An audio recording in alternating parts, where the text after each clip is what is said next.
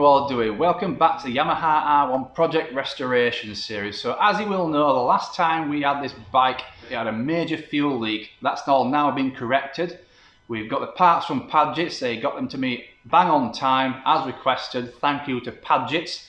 And we're firing the bike up now. I'll let you listen to it for the first time.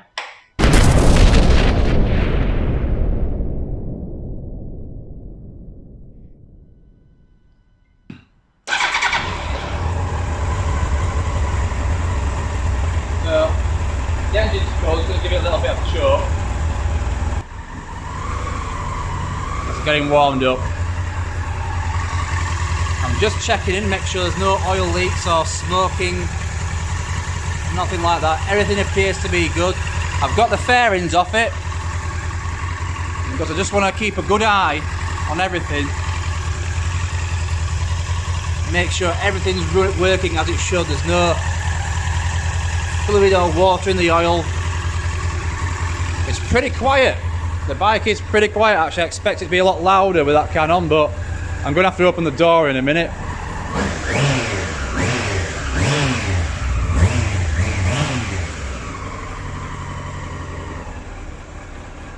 I think I'm going to have to set the idle mixture on it a little bit. I don't know what it has to idle at. It's just on 1,000 there, so it sounds a little bit low to me. The engine's nice and quiet.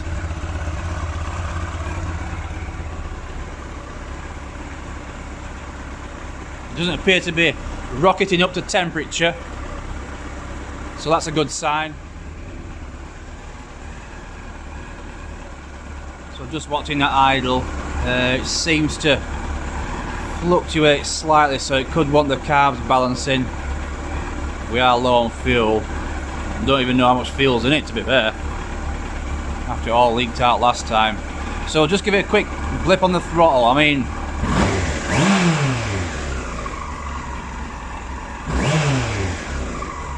there's a slight hesitation there.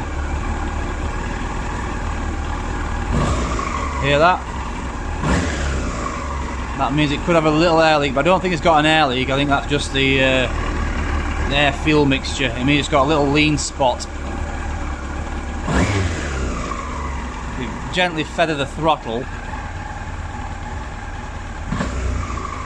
I can just feel a splutter right there. So we're going to adjust the air fuel mixture on the carbs. Take them out quarter turn, all of them. See if it takes that out.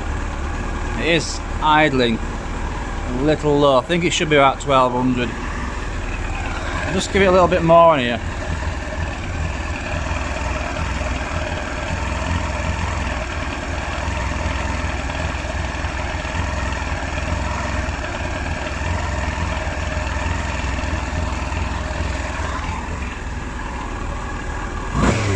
Better. That's better, but there's a slight hang in the revs. It just hangs when it gets to 2000, drops ever so slightly, so adjusting the idles corrected the splutter, which has just made it a little bit richer, but we're going to have to tamper with the air fuel mixture screws, I think. That needle should drop to the bottom. We don't know who's proud about this carb to start off with, so I'm assuming it's been done wrong. Right, but anyway, everything looks good.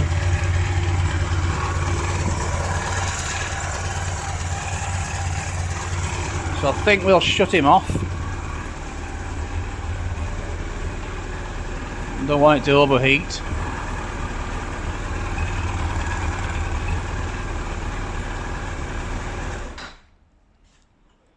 See if it fires again.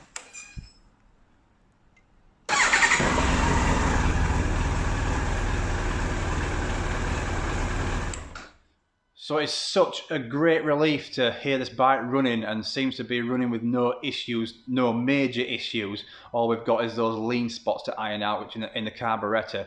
Hopefully it's not a jetting issue. I don't think it will be. It might be just a matter of adjusting the air-fuel mixtures. I need to get the carbs balanced, and then before we take it out, obviously get the fairings on. Then we're going to get the brake fluids changed front and rear. We've not done that yet. It was one of the jobs I'm going to do last.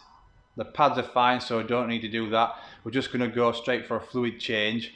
The fluid that's in it is, it looks almost red. So I can imagine it's been there for a long time. And then all we're going to do is hope for some good weather and dry roads, and we'll see what the bike rides like. I've not ridden the bike yet. We've got the bike home and practically stripped it immediately as soon as it was out of the van. So I've not ridden the bike, and let's hope it doesn't jump out of gear or anything like that. I don't think it will do. I think it's going to be fine actually. So let's get to it. Let's get these brakes sorted out, eh?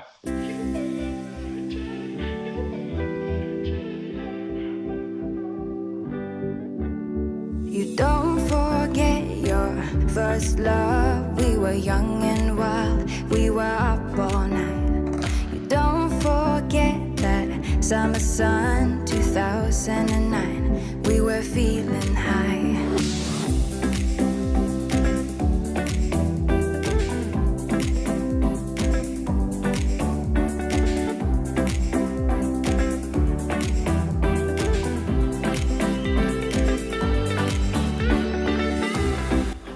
I think I've put a lot of miles on this bike, pushing it up and down the garage.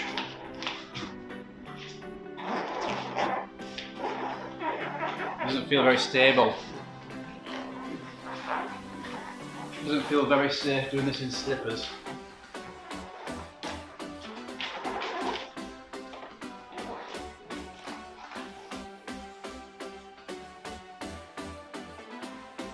There we go. Right. Front one. Okay, so we've got our blue roll ready to stop any spillages. We've got the air bleeding kit, compressed air bleeding kit connected. The hoses are all connected to the bleed nipples, and we've got 8mm spanner, and we've got a bottle opener just in case we need a beer. We're pouring this fluid in, this fluid to flush, and this is the rubbish fluid bottle. So let's begin. I've taken the retaining bolt out of this, so easy access.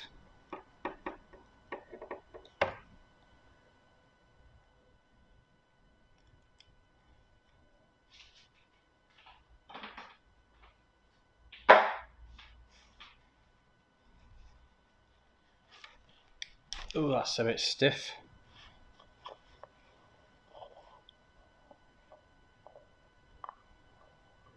Oh. So in here we've got thick black honey. Awful. Right, so I've cracked off the bleed nipples so the fluid can flow freely. I'm just going to operate this air valve. I've got the valve completely open. I use this to operate my pressure. I'm just going to turn it until I see that fluid moving, which it is now. Turn it down. So you only want about 5 psi on there. Okay, now while that is bleeding out, I'm going to keep topping it up with this because I'm flushing it through. You can operate the lever, keep pumping away at the lever, in and out. It won't suck any air back in. You'll just keep pushing all that fluid out. A little bit much there. So I'm going to keep pouring this in literally until it runs clear.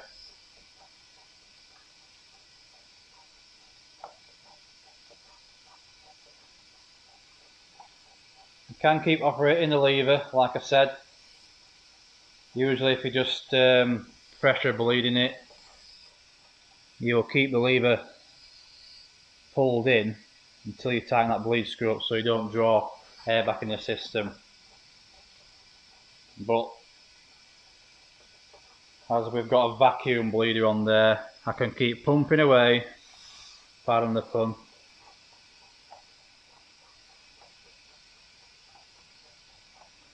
Get that nasty old fluid out.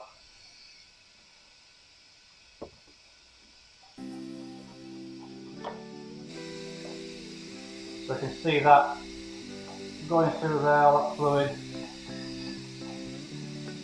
I want that to run clear. It's running clear enough already, I think, but we'll keep going. So that's flushed all the crap, horrible crap out of there. And it looks like it's clear fluid going through now. I'm going to turn this pressure down.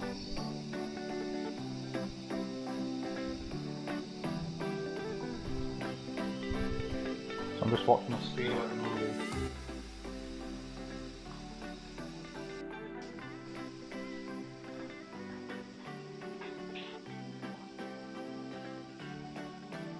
See how much cleaner that is.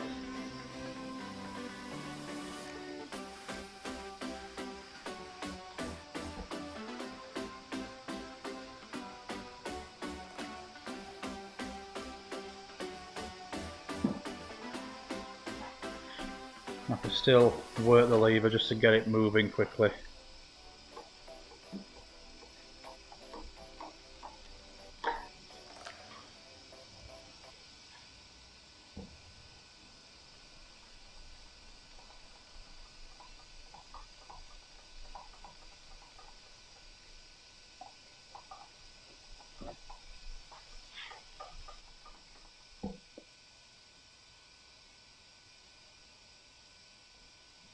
I think that is clear.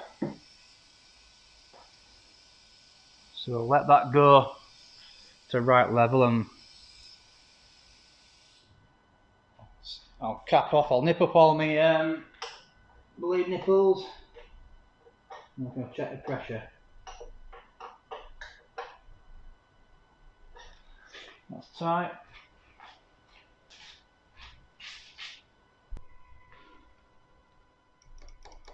Immediately, all that pressure is there, just like that. Great job, great tool. Good job, good way of doing your brakes, that. So just tighten these up now. Get it on. There we go.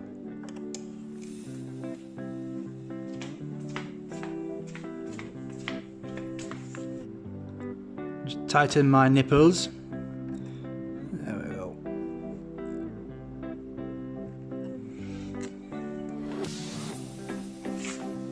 So that's all the nasty stuff in there. Nipples are tight.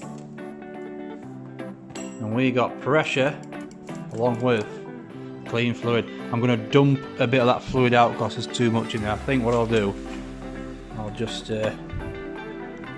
take some out of here. And just literally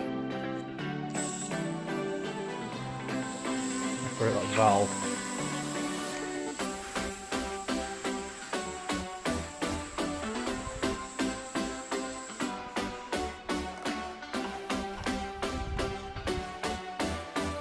There we go.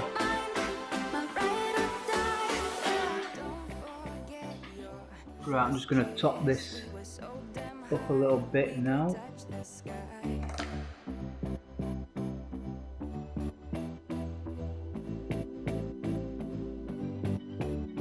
And I got drunk for the first time. I thought I was cool. I thought I looked smooth in your eyes and tried to make a move. It was all my time, the time of our lives. You were on my mind, my ride or die. It was all my time, the time of our lives. You were on my mind, my ride or die, yeah. Alright, so before we remove these hoses, we've got to turn on the pressure. We're going to turn on the pressure right up.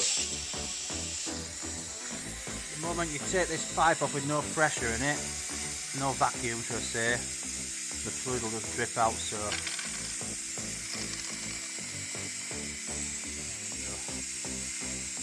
keep that on.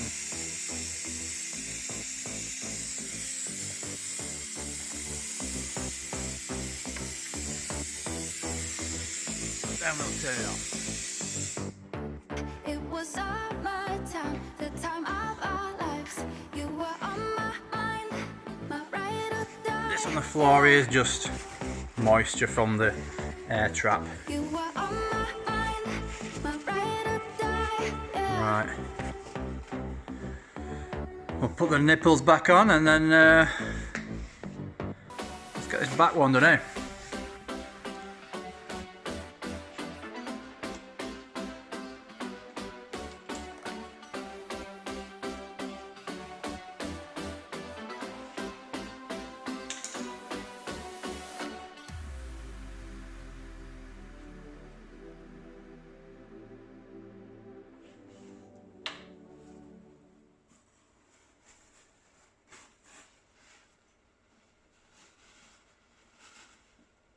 Could do with really perhaps tie wrapping this or something.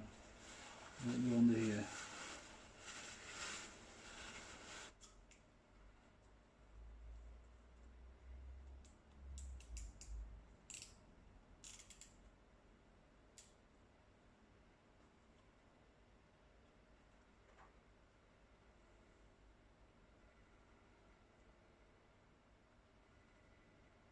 Oh.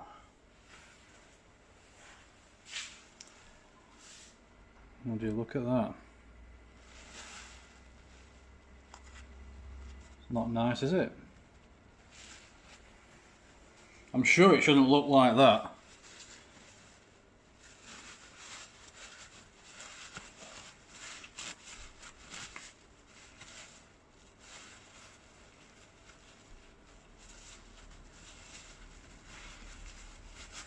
Let's see if we can get this to reform itself.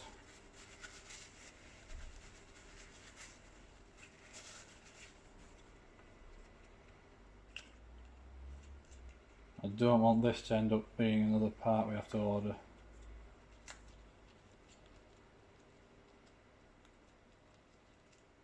But whew, close one, eh? Right. Oh my god, there's all sorts of crap in there. That is nasty, isn't it? Very nasty. If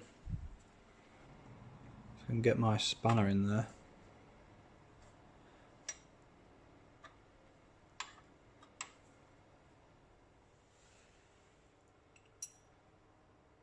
Let that move out.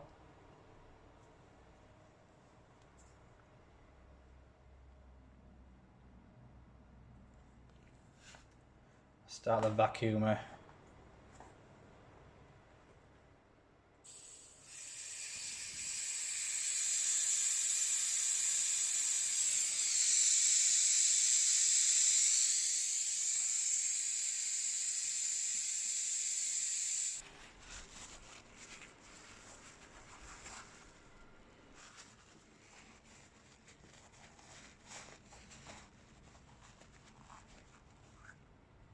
It's all nice and clean. Pop some fluid back in there.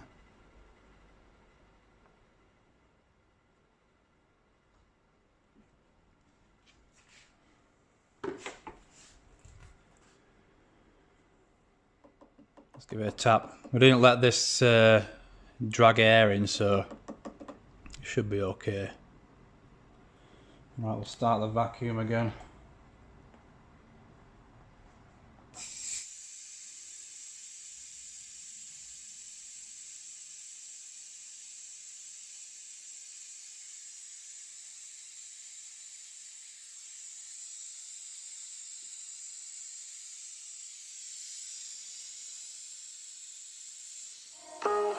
There's another side of you trying to break through, able to tell the truth. No one else can see you like I do. All you ever do is say how far you wanna go. Baby, I can tell it's just for show. Every line designed to let me know.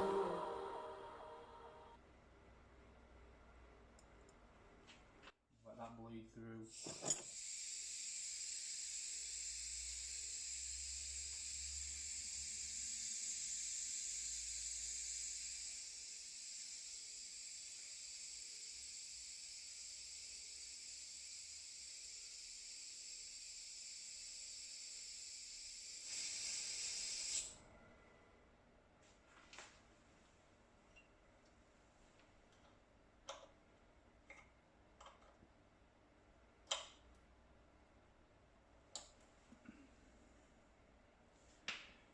Right, so I believe that should be good.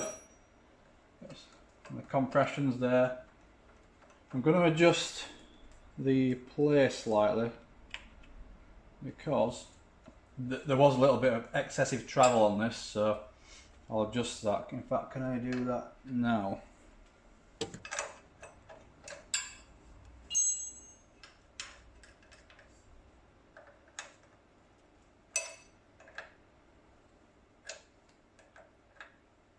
We'll bring that brake lever up slightly.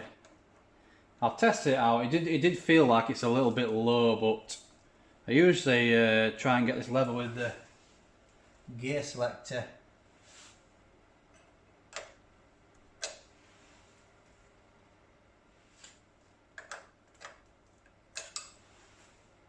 So I'm just peering through there.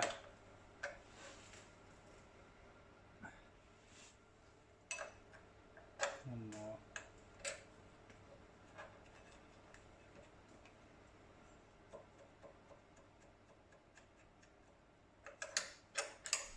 Yeah, we'll test that out. That feels better. Taking up a bit of travel.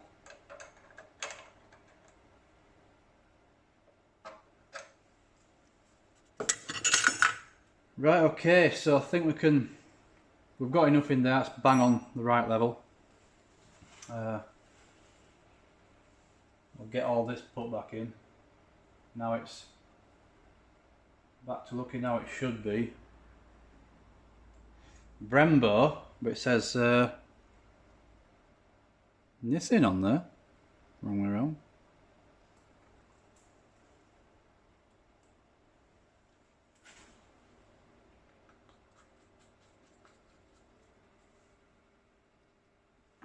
Good.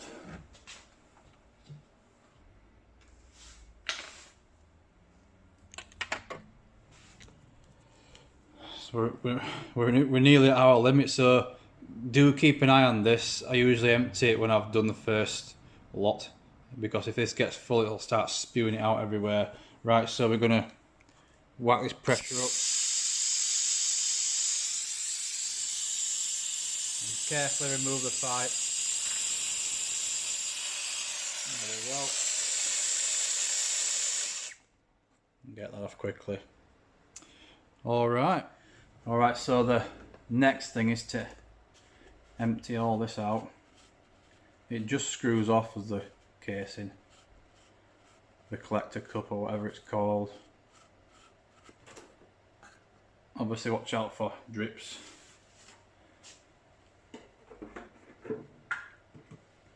And we'll pour this waste, all this honey, into our waste container.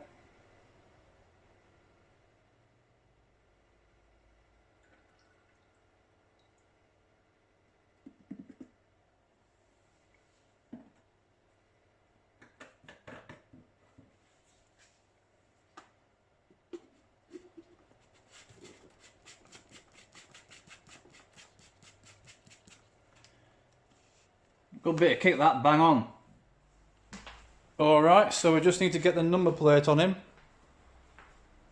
We're practically there.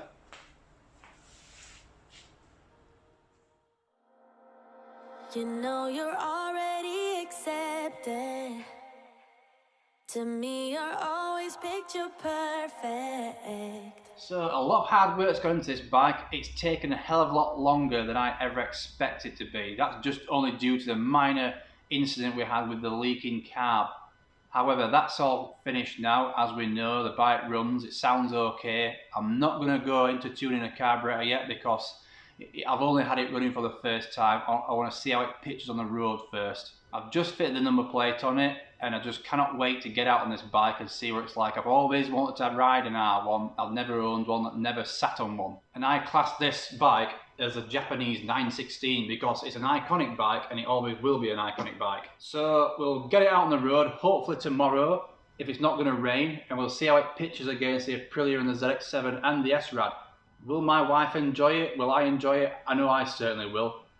And the question is, would I take on another project again? Absolutely, of course I will. And I've even got 2 bike projects in mind, and one I've started already filming. So it's going to take a while before I get it published. It might be towards the end of the year, we don't know yet. There's a lot of work to do on it. So as they say, all good things come to those who wait. I hope the whole series has been educational and helpful to you. So stay tuned and keep watching. I'll see you next time.